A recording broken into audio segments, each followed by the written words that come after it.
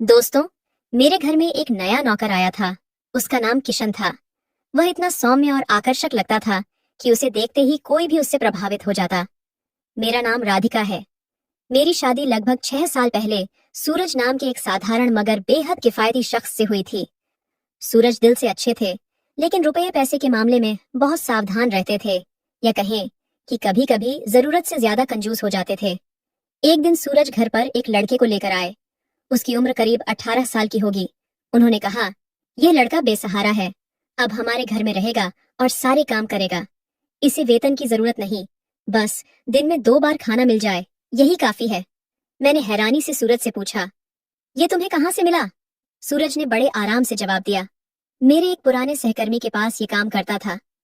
अब वो सिंगापुर चला गया और जाते वक्त उसने ये लड़का मुझे सौंप दिया। उसने बताया कि ये बहुत शांत और मेहनती है, बस इसे एक कोने में जगह दे दो, कोई दिक्कत नहीं होगी। ये घर का सारा काम कर लेगा। वैसे भी हमारे घर में सिर्फ 2 कमरे थे, एक हमारा बेडरूम और दूसरा बैठक खाना। सूरज ने आगे कहा, इसे बरामदे में एक चारपाई दे देंगे, वो वहां सो लेगा। मैंने थोड़ा हिचकते हुए उनकी बात मान ली। अगले दिन सुबह से ही किशन ने घर के सारे काम अपने हाथ में ले लिए। बिना कुछ कहे वह बर्तन साफ करता, फर्श साफ करता और फिर चुपचाप एक तरफ बैठ जाता। लेकिन उसकी आंखों में एक गहरापन था, एक अनोखी शांति थी, और कुछ ऐसा भी जो उस वक्त मेरी समझ से बाहर था। धीरे धीरे मुझे एहसास होने लगा कि किशन कोई आम लड़का नहीं है।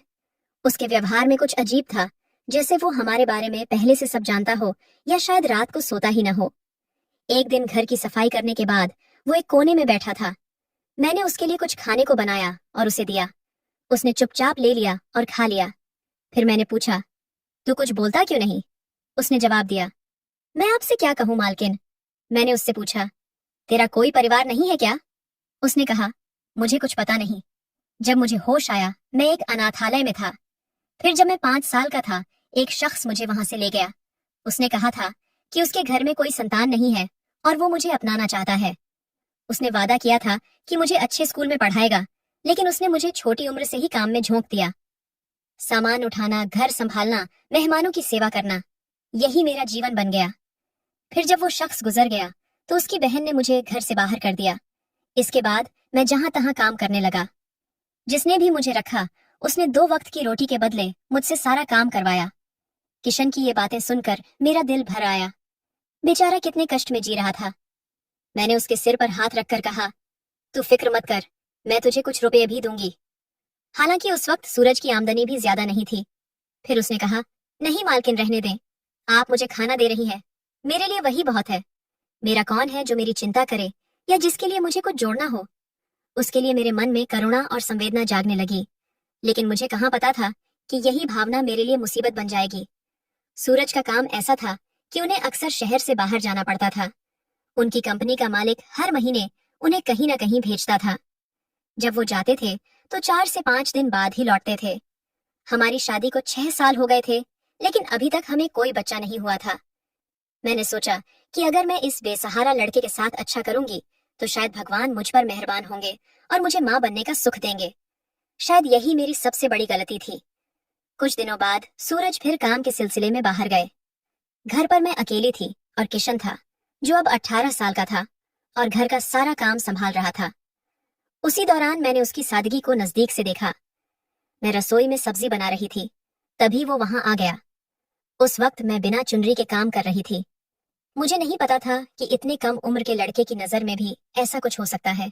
मैं सब्जी काट रही थी, तभी उसने बहाना बनाया कि उसे पानी लेना है और मेरे ठीक पीछे सिंक के पास खड़ा हो गया।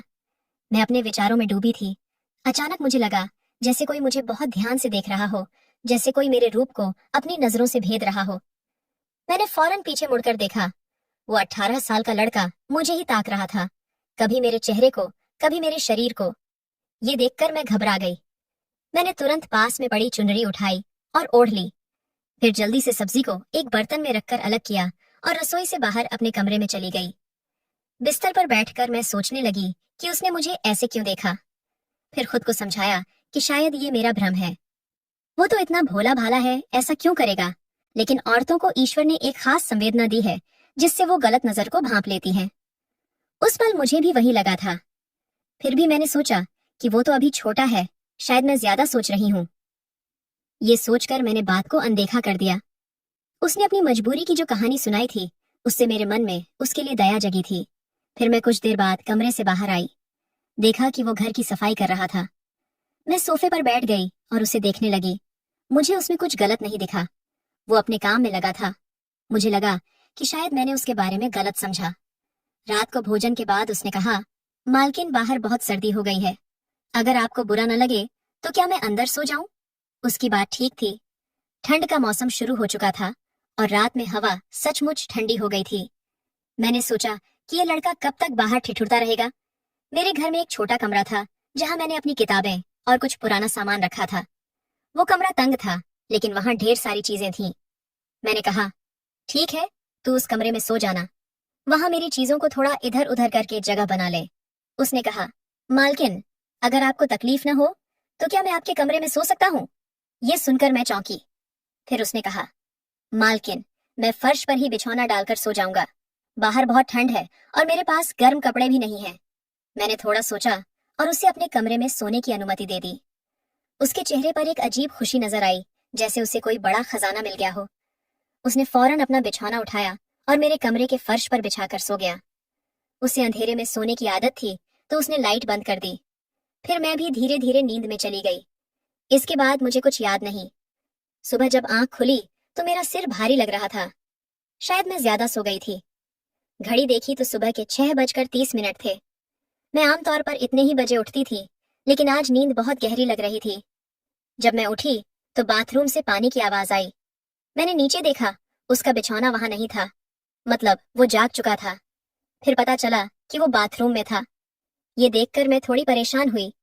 वो मेरी इजाजत के बिना मेरे बाथरूम का इस्तेमाल कर रहा था। मुझे ये बिल्कुल अच्छा नहीं लगा। मैंने सोचा कि जैसे ही वो बाहर आएगा, मैं उसे साफ कह दूंगी कि मेरे बाथरूम को हाथ न लगाए। थोड़ी देर बाद वो बाहर आया। उसके चेहरे पर एक अजीब सी मुस्कान थी। तभी मुझे लगा कि मेरे बाल बिखरे हुए हैं। सोते वक्त मैंने उन्हें बांधा था। मैं जल्दी से उठी और बाल संवारी। फिर जब मैंने अपनी चुनरी उठाई और बिस्तर की चादर देखी तो मैं दंग रह गई। चादर इस तरह फैली हुई थी जैसे कोई उस पर लेटा हो, वो भी पूरे बिस्तर पर, न कि एक कोने में। मेरी आदत थी कि मैं हमेशा एक तरफ सिमट कर सोती थी। चादर की हालत देखकर मैं डर गई। इतने में वो अपना सामान लेकर बाहर जाने लगा। मैंने उसे रोककर कहा, रुक जरा। उसे शायद कुछ समझ नहीं आया। मैंने पूछा, रात को तू कहाँ सोया था? ये सुनते ही उसका चेहरा सफेद पड़ गया। उसने कहा, मालकिन, फर्श पर ही सोया था। क्यों, क्या हुआ? मैंने कहा, कुछ नहीं, तू जा। जैसे ही वो जाने लगा, मैंने फिर कहा, एक बात और सुन, अब से मेरे बाथरूम को मत छूना। उसने कहा, ठीक है मालकिन, और कमरे से चला गया। जब मैं बिस्तर से उठी तो मेरी कमर में दर्द हुआ। शरीर में थकान थी।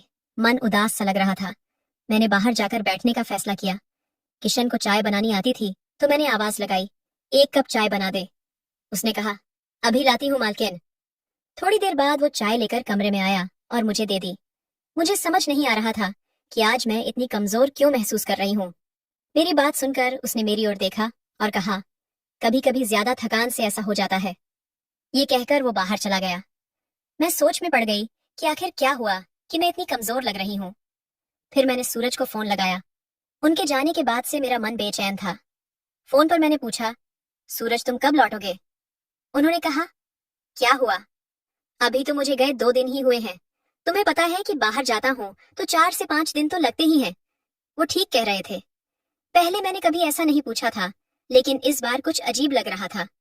उन्होंने बताया कि वो किसी जरूरी बैठक में हैं और रात को बात करेंगे। मैंने कहा, ठीक है, ध्यान रखना। तभी मेरी आवाज सुनकर उन्होंने कहा, राधिका, क्या बात है? तुम्हारी तबीयत ठीक नहीं लग रही। क्या हुआ? दोस्तों, हम दोनों एक दूसरे की आवाज से मन की बात समझ लेते थे। मैंने गहरी सांस ली और कहा, पता नहीं, कल से शरीर भारी लग रहा है, बहुत थकान हो रही है। तभी मैंने देखा कि किशन सामने खड़ा था और मुझे अजीब नजरों से देख रहा था। उसकी नजर मेरे शरीर पर ठहर गई थी, जिससे मैं असहज हो गई।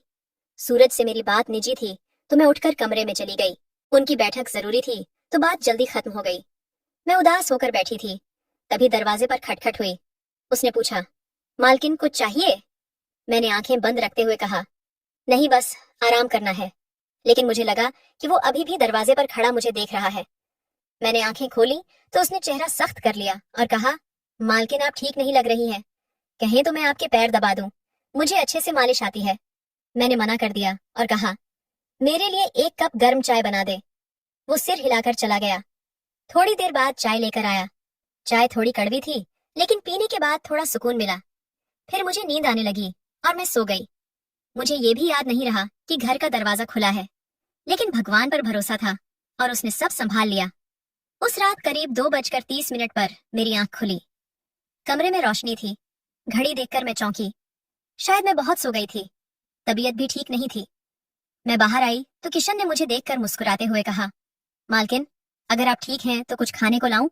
उसके लहजे से लगा जैसे वो मेरा इंतजार कर रहा हो। मैंने पूछा, तूने मुझे उठाया क्यों नहीं? मैं इतनी गहरी नींद में कैसे थी? वो हंसा और बोला, आप इतने चैन से सो रही थी कि मुझे आपको जगाना ठीक नहीं लगा। आपकी नींद खराब करना मुझे अच्छा नहीं लगा। उसकी बात सुनकर मैं हैरान हुई। मैंने पूछा, तेरा मतलब क्या है? उसने कहा, मालकिन, मैं तो बस नौकर हूँ। आप इस घर की मालकिन हैं। आप बहुत थकी हुई थी, इसलिए गहरी नींद में थी। मैंने सारे काम पहले ही कर दिए थे। जो बचा था वो आपके लिए था, तो मैंने सोचा कि आपके लिए कुछ खाना बना दूं। उसने जो खाना बनाया था वो बहुत स्वादिष्ट था। मैं आराम से खा रही थी। तभी देखा कि वो दूर खड़ा मुझे देख रहा था। मैंने उसे पास की कुर्सी पर बैठने को कहा। उसी वक्त सूरज का फोन आया और मैं कमरे में चली गई। मैं 1 घंटे तक सूरज से बात करती रही। कमरे का दरवाजा बंद था और वो बाहर था। 1 घंटे बाद दरवाजे पर जोर से खटखट हुई। वो चिल्लाया, कब तक अपने पति से बात करेंगी? मुझे नींद आ रही है।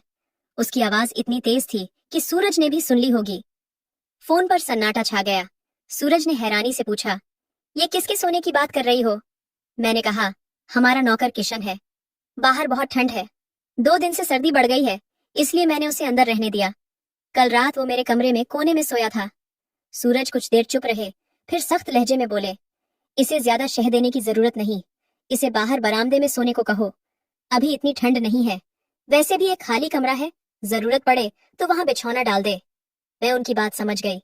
बाहर आकर मैंने किशन से कहा, अब तू उस किताबों वाले कमरे में सो जा। मैं तुझे अपने कमरे में नहीं रख सकती। उसने गहरी सांस ली और बोला, ठीक है। मैं आपको मालकिन मानता हूँ, लेकिन आपको मेरा भी थोड़ा ख्याल रखना चाहिए था। उसकी आंखों में आंसू थे। मुझे शर्मिंदगी हुई। इतना मासूम लड़का, मैं इसे कैसे कुछ कहूँ? लेकिन सूरज का हुक्म था और उनकी गैर मौजूदगी में उसे मानना मेरा कर्तव्य था। मैंने कहा, कोई बात नहीं, तू बरामदे में सो जा और सुबह का खाना मैं खुद बना लूंगी। ये कहकर मैं कमरे में चली गई। हैरानी की बात यह थी कि इतना कुछ कहने के बाद भी जब मैं बिस्तर पर बैठकर एक पत्रिका पढ़ने लगी तो मुझे फिर नींद आ गई। रात का वक्त क्या था मुझे पता ही नहीं चला। जब आंख खुली तो लगा जैसे सूरज पास हो, लेकिन जो नजारा देखा वो चौंकाने वाला था। किसी के हल्के कदमों की आहट के साथ एक साया कमरे से बाहर जा रहा था। मेरे होश उड़ गए। मैं कांपने लगी। मुझे लगा कि मेरे साथ कुछ गलत हुआ है। मेरा शरीर दर्द से चूर था। मैं फौरन बाथरूम की ओर भागी। तब मुझे यकीन हो गया कि वो 18 साल का नौकर मुझ पर हावी होने की कोशिश कर चुका था।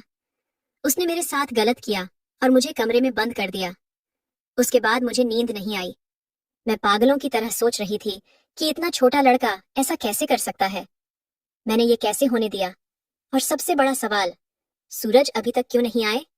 अगली सुबह जब मैं कमरे से बाहर आई तो किशन बरामदे में सो रहा था। मैं उसके पास गई तो उसने मुझे अजीब नजरों से देखा, जैसे सब समझ गया हो।